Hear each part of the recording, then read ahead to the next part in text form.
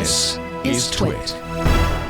So if you know what Windows virtualization is right now, it's a big mess, pretty much. Okay. There's all these different ways you can do it, and mostly ways you cannot legally do it. But Microsoft is just about to launch this new service called Windows Virtual Desktop.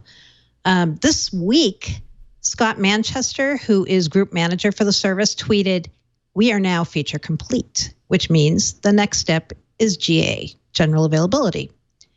My contacts have said before the end of September, it should be generally available, which is great because it's been about a year since Microsoft first officially talked about this.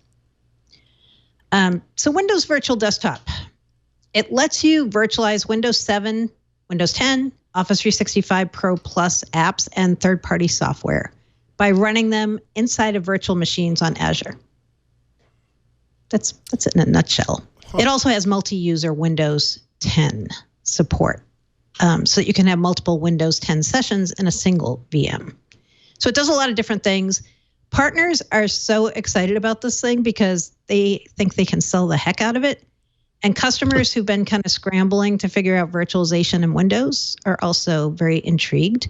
So if you're one of those people, you should be testing this right now. There's a public preview. Microsoft wants your feedback before they say it's ready. And you can run it in pilots right now and feel pretty good about it since it's feature complete. Can you explain a little bit more? You said it's a mess. That's an interesting word. You know, I usually just use that to describe like my bedroom. So what makes this virtualization a mess right now, and kind of what are we looking forward to when with what allegedly is a feature complete thing? Because now I'm kind of curious too. Are you kind of giving a little bit of side eye there? Like, is it feature complete? Is it ready? If it's a mess right now? Oh no, when I mean a mess, I mean the way people have to virtualize Windows and Office right now is messy. But this, I think, will clean up the mess quite a bit. Is it fair to say, is this basically the modern cloud-based version of what Microsoft used to call VDI? I think it was VDI. Virtual Desktop Infrastructure. I would say that's an accurate characterization. And if you remember, what was the company who got in trouble with Microsoft for, I always forget their name, illegally virtualizing Windows desktops? Do you remember?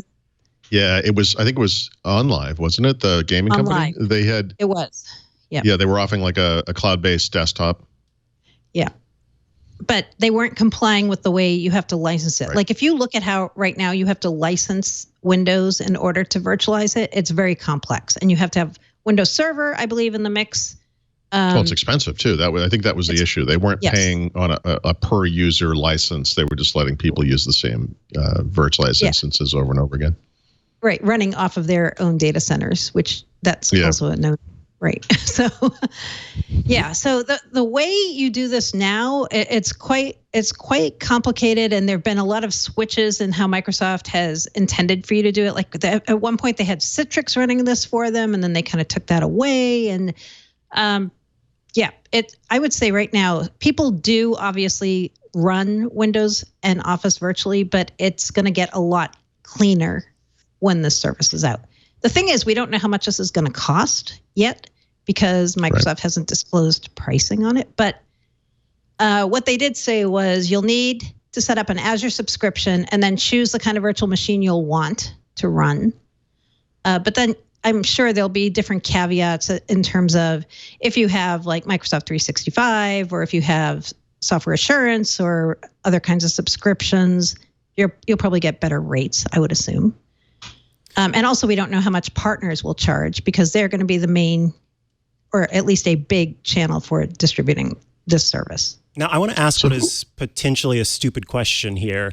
As someone who isn't playing around with these virtual servers and virtualizing, you said Office even, is the idea that I could then from a computer that maybe doesn't have a whole lot of processing power on it, log on to a cloud-based platform and then access all of the Windows or all of the Microsoft Office applications? What is the this is exciting because it's a desktop. You're getting a Windows 10 desktop. You're getting the Office applications and services. I was going to ask a related question, because I assume when you think about what's the market here? Like, what's the audience for this product? I for one thing, Microsoft used to offer on-premises versions of this. I think that's what the VDI stuff was. Obviously, that's really expensive infrastructure. But the idea back then, I don't know if it was 15, 20 years ago, whenever it was that you could build out your infrastructure with servers and heavy clients, Windows desktops or laptops, or you could have thin clients and then virtualize everything and just blast it down from the network. But now it's happening over the cloud. So I assume, part of it is obviously the economics of cloud computing. You don't have to have all of the hardware you need to support all of your users all the time. You can kind of spin them up as needed. And so there's that aspect of it. I suppose it's contractors, temporary workers. Right. First line workers. That's the group of people Microsoft talks about a lot, which is people who work in retail and healthcare, who don't necessarily have a standard desktop that's dedicated to them, but they might need to access desktop applications, but not constantly and not on their own device necessarily. And that could be a big audience. You could probably blast this to any device, right? It could go to a phone, an iPad, a Chromebook.